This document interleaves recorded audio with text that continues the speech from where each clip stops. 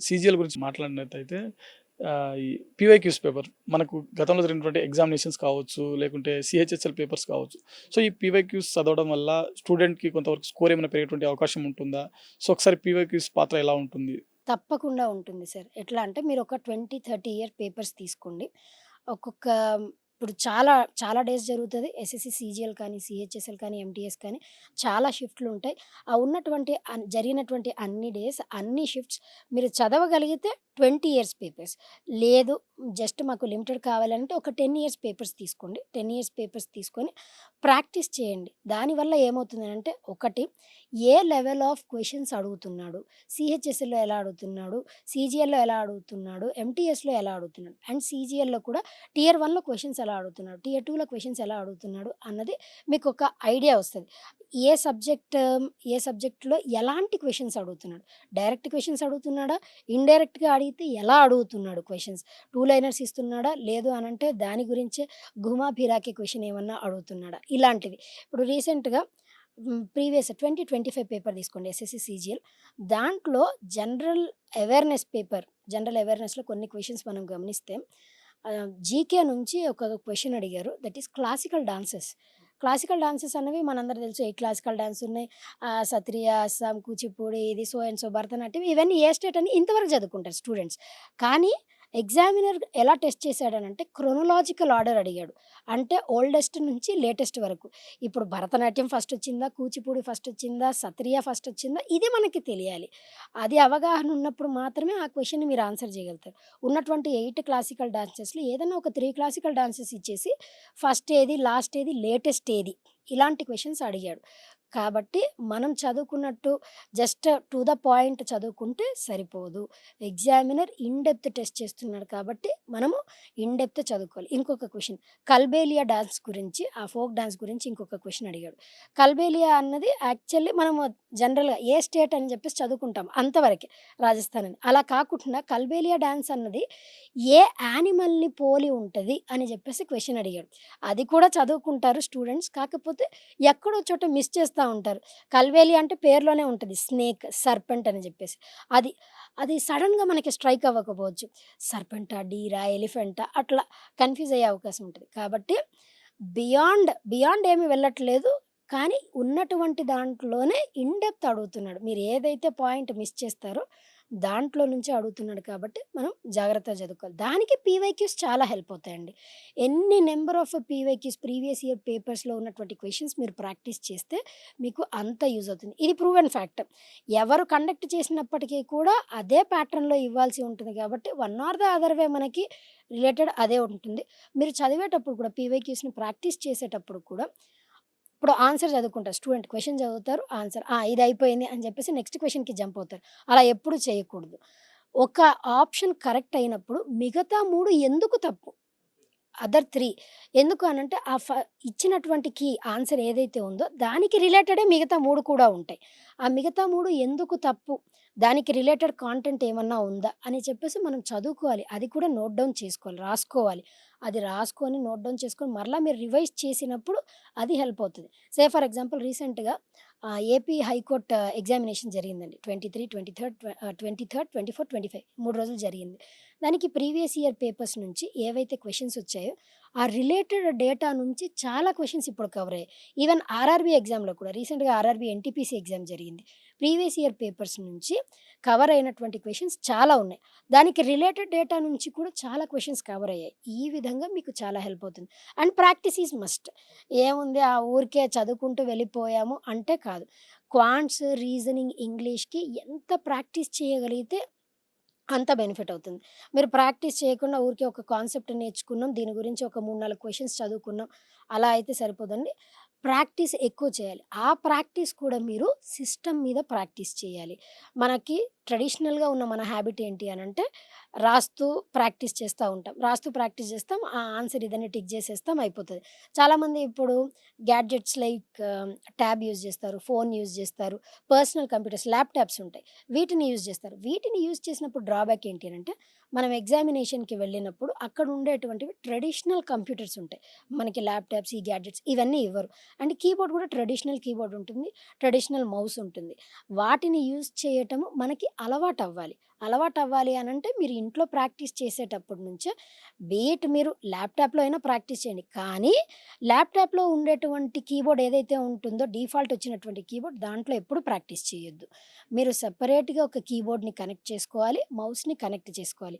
ఆ రెండింటిని ఆపరేట్ చేస్తూ మీరు ప్రాక్టీస్ చేయాలి. సో దట్ ఎగ్జామ్ సెంటర్కి వెళ్ళినప్పుడు అయ్యో ఈ క్వశ్చన్ ఎట్లా ఎట్లా అని చెప్పేసి ఆన్సర్ చేయటానికే మీకు ఆ 30-40 సెకండ్స్ కిల్ అయిపోతుంది. ఎందుకనంటే మనం ఒక క్వశ్చన్ వచ్చేసి 36 సెకండ్స్లో ఆన్సర్ చేయగలగాలి. అక్కడే ఈ టైం అంతా అయిపోయిందనుకోండి, టెక్నికల్ థింగ్కి మనము మళ్ళీ వెనకబడిపోయే అవకాశం ఉంటుంది. అందుకోసమే మీరు ఇంట్లో ప్రాక్టీస్ చేసేటప్పుడు కూడా కీబోర్డ్ అండ్ మౌస్ కనెక్ట్ చేసుకొని ప్రాక్టీస్ చేయండి. ఇక్కడ ఇందాక మనము టియర్ 2లో ఇంకొకటి ఉంటుంది, డెస్ట్ అని చెప్పేసి. అంటే ఇప్పుడు మన స్కిల్లింగ్ టెస్ట్, టైపింగ్ టెస్ట్ని టెస్ట్ చేస్తూ ఉంటారు. ఆ టైపింగ్ టెస్ట్ వచ్చేసి 15 మినిట్స్ టైం లిమిట్ ఉంటుంది.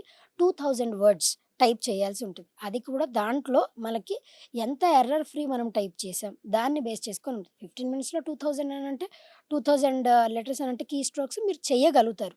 కానీ ఏ బదులు యాన్ కొట్టామా, స్పేస్ ఉందా, స్పేస్ లేదా, ఫుల్ స్టాప్ పెట్టామా, ఇట్లాంటి ఎర్రర్స్ చేయకుండా ఉండాలి. ఎంత ఎక్కువ ఎర్రర్స్ చేస్తే అంత మార్క్స్ లాస్ అయ్యేటువంటి అవకాశం ఉంటుంది. అక్కడ కూడా మళ్ళీ కీబోర్డ్ మీద ప్రాక్టీస్ చేయాలి. కీబోర్డ్ కనెక్ట్ చేసుకొని కీబోర్డ్ మీద ప్రాక్టీస్ చేస్తేనే మీకు ఎగ్జామినేషన్‌లో ఈజీ అయిపోతది.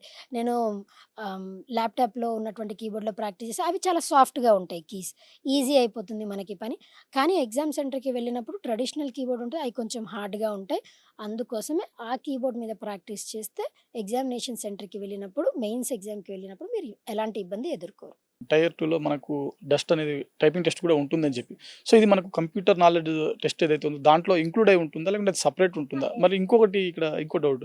సో, చాలామంది స్టూడెంట్స్ ఏందనంటే టైపింగ్ టెస్ట్ అనంగానే ఖచ్చితంగా టైపింగ్ సంబంధించిన సర్టిఫికేట్ ఉండాలి అని చెప్పి అనుకునేటువంటి భ్రమ ఉంటుంది.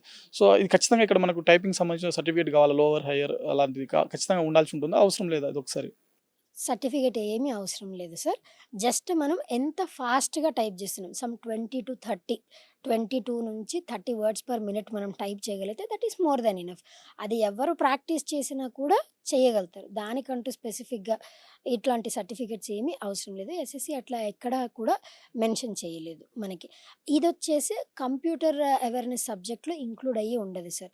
అది సెపరేట్‌గా ఉంటుంది. ఇది సెపరేట్‌గా ఉంటుంది. అక్కడ 25 క్వెషన్స్ 20 మినిట్స్‌లో అది కంప్లీట్ చేయాలి. అది సెపరేట్ సెక్షన్.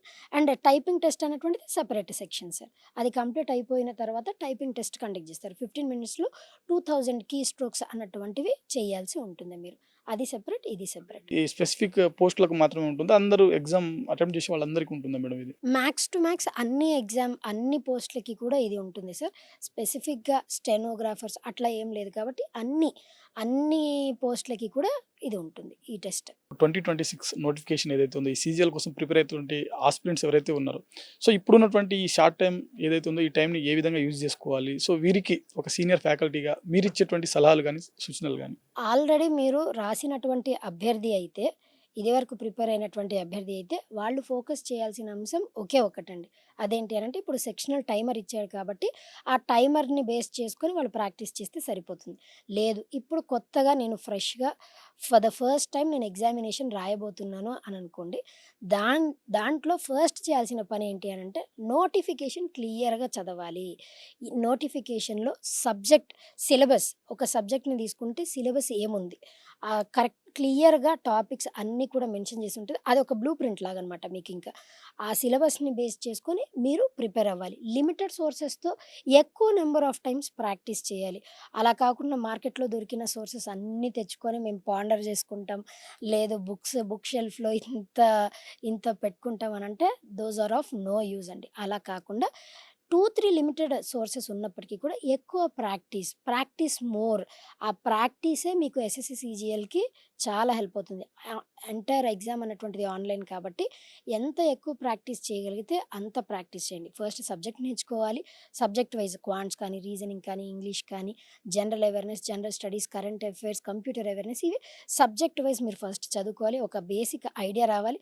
దానితో పాటు సబ్జెక్ట్ మీరు 50% చదువుకున్నది, నేర్చుకున్నది 50%. మీరు ఎలా అప్లై చేయగలుగుతున్నారు అన్నది 50%. దాన్ని ఎలా అండి నేర్చుకోవడం అనంటే పీవైక్యూస్ లేదా మాక్ టెస్ట్‌లు. సాధ్యమైనంత ఎక్కువ మాక్ టెస్టులు రాయండి. సాధ్యమైనన్ని పీవైక్యూస్ ప్రాక్టీస్ చేయండి. సో దట్ మీకు ఆ స్టాండర్డ్ ఆఫ్ ఎగ్జామినేషన్ మనం ఎక్కడ వెనకబడిపోయాం, ఎక్కడ వెనకాల ఉండిపోతున్నాం, మనం ఇంకా ఎక్కువ దేని మీద ఫోకస్ చేయాలి. ఇది సాధ్యమైనంత వరకు పీవైక్యూస్. ఇది 50% అయితే సబ్జెక్ట్ 50% అయితే ప్రాక్టీస్ చేయడం అన్నటువంటిది 50%.